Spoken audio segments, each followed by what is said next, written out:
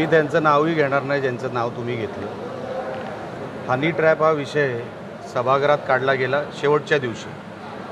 अंतिम आठवड्याचा प्रस्ताव जेव्हा शेवटच्या दिवशी घेण्यात आला, त्या चर्चेमध्ये हनी ट्रॅप नेमका कोणी कोणावर केला, कुठल्या हॉटेलमध्ये झाला, हे जेव्हा चर्चेमधून बाहेर आलं तर तो एक काँग्रेसवालाच आहे, ज्याच्या हॉटेलमध्ये हे सगळं घडलं आणि ज्यांनी हे सगळे ट्रॅप जे काय तुम्ही म्हणताय ज्यांनी लावला. म्हणून माझी विनंती आपल्याला देखील आहे, प्रश्न विचारताना आपण सोर्स तरी बघा नेमकं कोण काय बोलतंय ते. सभागृहामध्ये शेवटच्या दिवशी ह्याच विषयावर चर्चा झाली. कदाचित तेव्हा संजय राऊत कुठेतरी काहीतरी फुकत बसले असतील. जेव्हा चर्चा होते, चर्चेमधून काँग्रेसवाल्याचंच नाव बाहेर येतं.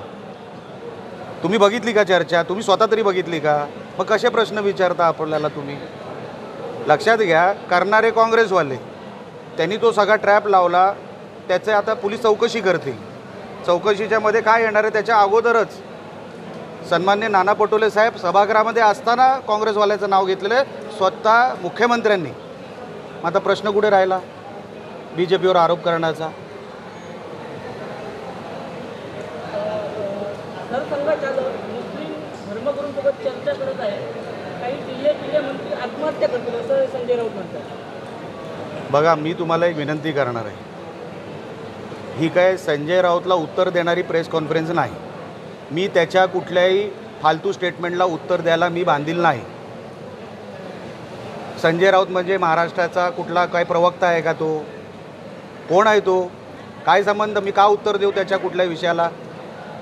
कधी निवडणुकीला उभा राहील काय तो?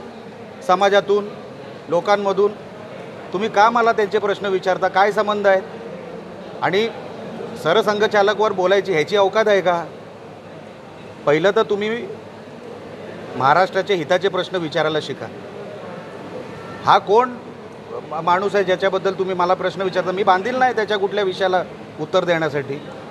साहेब, गणेश चतुर्थी अवघ्या काही दिवसावर येऊन ठेपली. असं असताना सुद्धा सिंधुदुर्ग जिल्ह्यात जो मुंबई गोवा हायवे आहे त्याला खड्डे पडलेत आणि आता एकदम खराब झालेला रस्ता आहे. प्रवास करताना नामुष्की होते. बघा, काही पॅच खराब आहेत, हे ह्या मताशी मी सहमत आहे.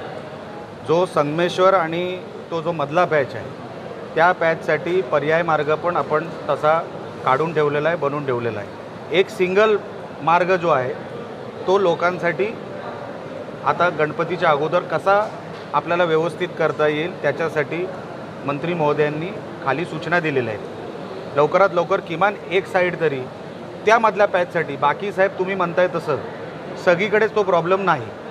टनेलचं पण काम 100% आम्ही गणपतीपर्यंत पूर्ण करू. म्हणजे कशेडीचा जो टनेलचा भाग आहे तो पण पूर्ण होईल. फक्त एक लाईन जी आपण संगमेश्वर, खेड आणि खेड पण नाही, पोलादपूर नंतर थोडा एक पॅच आहे आणि नंतर मला वाटतं चिपळूण आणि संगमेश्वरच्या मधला एक पॅच आहे, तोच फक्त साहेब राहिला आहे. बाकी जिथे जिथे खड्डे आहेत ते भरण्याचं काम चालू आहे. किमान एक सिंगल वे प्रवाशांना चांगला मिळेल असे प्रयत्न खाली सूचना सन्माननीय मंत्री महोदयांनी दिलेले आहेत. साहेब, गेल्या काही दिवसात शिंदेच्या शिवसेनेमध्ये पक्षप्रवेश होत आहेत. तुमच्या कामावर प्रेरित होऊन अशा पद्धतीचे पक्षप्रवेश होत आहेत का? माझ्या कामापेक्षा सन्माननीय शिंदेसाहेब ज्यांनी 2.5 वर्षाच्या मुख्यमंत्री पदाच्या कार्यकाळामध्ये जे प्लॅटफॉर्म आमच्या पक्षासाठी बनवून ठेवलं आहे, लोक स्वतःहून आमच्या पक्षामध्ये वळत आहेत, येत आहेत, शिंदेसाहेबांवर विश्वास ठेवून येत आहेत. शिंदेसाहेब आम्हाला जे मार्गदर्शन करतात त्यानुसार आम्ही पक्ष चालवायचा प्रयत्न करतो आहे आणि रिझल्ट ओरिएंटेड. फक्त हवेत गोळीबार नाही, हवेत काही गप्पा गोष्टी नाही. रिझल्ट ज्या कामात मिळेल लोक त्याच्यामध्ये कन्व्हिन्स होत आहेत की इकडे आल्यावर आपली कामं होणार. सन्मान्य आमचे जिल्हाप्रमुख 24 तास करणारा जिल्हाप्रमुख आम्हाला शिंदेसाहेबांनी दिलेला आहे आणि म्हणून जनतेमध्ये त्यांची एक स्वतःची एक सेटअप आहे, त्यांची स्वतःची एक प्रतिमा आहे जी आम्हाला फायद्याची ठरते. बाकी जे आम्ही काम करू शकतो लोकांसाठी, लोकांना विश्वास आहे शिवसेनेत आलं तर आपलं काम होऊ शकतं आणि म्हणून मोठ्या प्रमाणामध्ये हे तर काय नाही, अजून रांग मोठी आहे, येणाऱ्या काळात तुम्हाला दिसेल. साहेब, सांगली जिल्ह्यामध्ये वाळवा तालुक्यात एक हर्षल पाटील या नावाने जलज संपदा योजनेचे पैसे त्याला मिळाले नाहीत.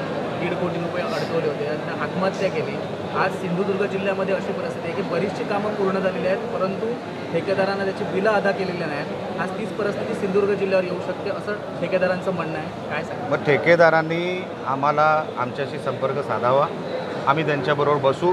इतर सगळे डेलिगेशन आम्हाला भेटतात, ठेकेदारांनी भेटलं तरी काय हरकत नाही, भेटलं पाहिजे.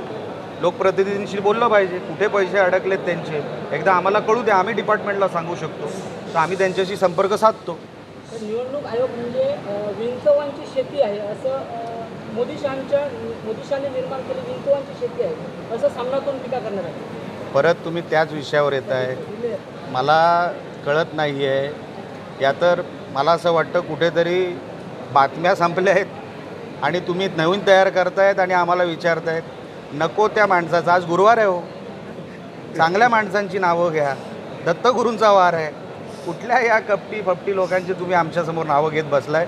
मला सामनामध्ये पहिलं तर आमच्यासाठी तो ज्या दिवशी येतो त्याच दिवशी रद्दी होतो. सामना पेपर आम्ही वाचतसुद्धा नाही आणि सामन्यामध्ये काय येतं ह्याच्यावर आम्ही लक्षसुद्धा देत नाही. म्हणून मला काय माहीत नाही त्यांनी काय टीका केली ती. सिंधुदुर्गाच्या उद्धव ठाकरे सेनेमध्ये ही परिस्थिती आहे. वैभव नाईक यांनी वेंगुर्ल्यामध्ये जे आंदोलन केलं होतं त्यात विनायक राऊत यांच्या गटाने त्याला पाठिंबा दिला नाही. काय सांगाल सध्याच्या राजकारणात? नाही, मला कुठल्या गटामध्ये जायचं नाही, गटाच्या राजकारणाबद्दल मला माहिती नाही. पण वैभव नाईक आणि उपरकरांची मान्यता ही जिल्हाभर संपत चाललेली आहे. त्यांना कुठेच आता मान्यता राहिलेली नाही, ना स्वतःच्या पक्षात राहिली, ना स्वतःच्या मतदारसंघात, ना कणकवली मतदारसंघात, ना सावंतवाडी मतदारसंघात. मान्यता संपलेली लोक आहेत. लोकांच्या मनातून तर हे संपलेलंच आहे, आता पक्षाच्या मनामधून पण संपलेलं आहे. अशी अवस्था, एवढी दयनीय अवस्था. मला तर असं वाटतं की असे दिवस कुठल्याच राजकारणीवर येऊ नये जेवढे वैभव नाईक आणि उपरकरांवर आलेले आहेत. जरा जरी आता लाज शरम उरली असेल तर संन्यासच घ्या, आता हिमालयातच जा. आता ह्याच्या पलीकडे तुमचा इन्सल्ट कोणच करू शकत नाही. एवढा अपमान केला आहे तुमच्याच पक्षातल्या लोकांनी. म्हणजे आता तरी तुमचं काय वरचा माळा जर तुमच्या काहीतरी असेल शिल्लक, तर तुम्ही आत्ता जे नस असते ना लोकांची, ती तुम्ही ओळखाल की लोकांनी तुम्हाला नकारलं आहे, आता तुमच्या पक्षाने पण तुम्हाला नकारलं आहे. म्हणून ह्याच्यातून सुटका नाही. आणि ज्या वेगाने महायुती सरकार काम करतं आहे ह्यांच्यासाठी ह्यांना आता कामच उरलेलं नाही. हे काहीतरी जनरेट करत राहणार, काहीतरी निर्माण करत. आणि आता एवढं स्वतःच्याच पक्षातल्या लोकांनी फाट्यावर मारलं असल्यामुळे ह्यांनी संन्यासच घ्यावा असं माझी काय ॲडवाईस नाही त्यांना. काय लाज शरम शिल्लक असेल तर ते करतील. साहेब, चिपीच्या विमानतळावरची मुंबईकडून येणारी जी वाहतूक आहे ती बंद आहे. गणेशोत्सवात मोठ्या प्रमाणात साखरमानी येणार आहेत. कशा पद्धतीने चिपीची वाहतूक सुरू? बघा, चिपीची जेव्हा ॲग्रीमेंट झाली, आपण लक्षात घ्या, त्या ॲग्रीमेंटच्या काळात खासदार कोण होते? ॲग्रीमेंट जर त्यांनी नीट व्यवस्थित तेव्हा DGCA आणि त्या सगळ्या प्रक्रियेमध्ये बसून केली असती, पहिले 3 वर्ष आपला फुटफॉलच चुकला. तेव्हाचे खासदार कोण होते? का त्यांनी तो फुटफॉल दुरुस्त केला नाही तो भाग सोडून द्या, आता मला त्याच्यात पडायचं नाही. पण आता आपण त्या ॲग्रीमेंट पिरियडच्या बाहेर आलेलो आहोत. आता राणेसाहेबांशी बोलून आणि संबंधित त्या मंत्र्याशी राणेसाहेब स्वतः बोलतील. आता जे ॲग्रीमेंट होतील ते कायमस्वरूपी टिकतील.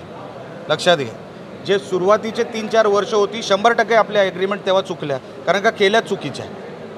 आता आपल्याला संधी आलेली आहे. राणेसाहेबांशी आम्ही वारंवार बोलतो आहे, लवकरात लवकर नवीन ॲग्रीमेंट आपल्याला जी बनवायची ती लवकरात लवकर बनतील आणि कायमस्वरूपी टिकतील. गणेशोत्सवापूर्वी चिपीत मुंबई प्रयत्न आपला चालू आहे.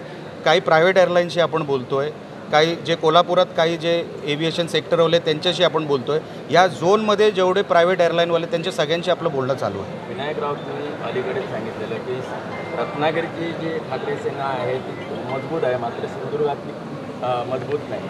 काय सांगतो? बघा, मला ते कुठे मजबूत, कुठल्या बाबतीत मजबूत आहेत म्हणतात मला माहीत नाही. येणाऱ्या निवडणुकीत त्यांनाही कळेल. त्यांची रिटायरमेंट जवळ आलेली आहे.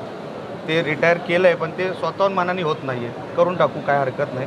माझं म्हणणं एवढंच आहे, रत्नागिरीमध्ये जी आमची शिवसेना आहे, ताकद आमची काय आहे ती येणाऱ्या निवडणुकीत कळेल ना, कोण किती पॉवरफुल आहेत. आणि मग शिल्लक किती ते घेऊन रिटायरमेंट करा, काय हरकत नाही. पण तिथे किती आणि इथे किती आहे असा भाग नाही आहे. आता शिवसेना महायुती एवढंच फक्त चर्चा आहे. उबाटा आणि हे सगळे जे काही बाकीचे पक्ष आहेत ते आता किरकोळ, तुम्हाला किती मोजायचे ते तुम्ही मोजा, पण त्या मोजण्यामध्ये आम्हाला आता काही इंटरेस्ट नाही.